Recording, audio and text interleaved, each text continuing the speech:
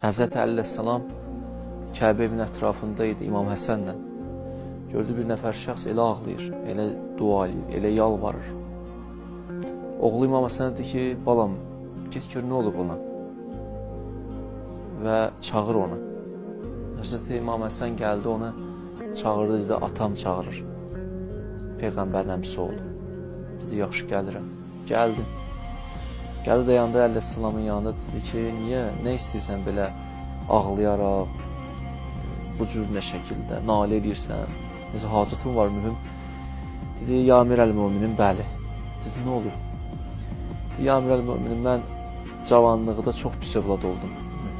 Zülm elədim atama. Pis işlərlə məşğul oldum. Atam hey məsləhət verdi, hey izah elədi. Amma mən bunlara rəğmən yenə də atama qulaq asmadım. Bir dəfə mənə yenə də izah verəndə hirsləndim. Hirsləndim, onu bir çubuqla başladım döyməyə. Bunu əleyhissalama deyir. Və döydüm atamı. Döyəndə atam çox narahat oldu. Çox narahat oldu və dedi ki, gələcəm Kəbə evində səni nifrin edəcəm. Və durdu, gəldi Kəbə evində əllərini qaldırdı, məni nifrin elədi. O gündən mənim bədənimin yarısı iflisdi.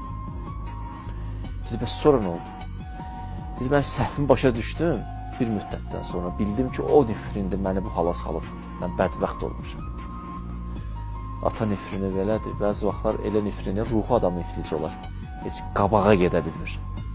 Ruh gedə bilmir də, inkişaf eləmir. Mənəvi kamal yoxdur. Ruhu iflisdir bunun. İndi bunun bədəni iflic olmuşdur.